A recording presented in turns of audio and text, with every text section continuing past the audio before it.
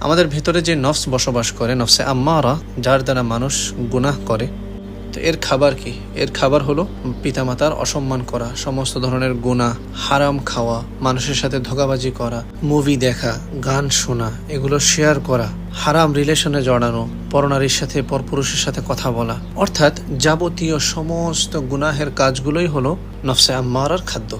আরেকটা হলো খাওয়া দাওয়া করা। আর যে নফসে মুতমাইন্না আছে, এর খাবার কি? এর খাদ্য কি? এর খাদ্য হলো 5 ওয়াক্ত নামাজ, তাহাজ্জুদের ইহতিমাম করা, মানুষের সাথে উত্তম ব্যবহার করা, পিতামাতার সাথে সৎ ব্যবহার করা, সময় অসময়ে কোরআন তেলাওয়াত করা, জিকির করা, অর্থাৎ আল্লাহ তাআলা খুশি হয় এমন সমস্ত কাজ করা। তো এখন থেকেই একটু একটু করে নফসকে কন্ট্রোল করার হিম্মত করুন এবং নফসে আম্মারাকে পরিশুদ্ধ করে নফসে মুতমাইন্না বানাতে হবে। ঠিক আছে না ইনশাআল্লাহ? জাযাকুমুল্লাহু খাইর। আসসালামু আলাইকুম ওয়া রাহমাতুল্লাহি ওয়া বারাকাতুহু।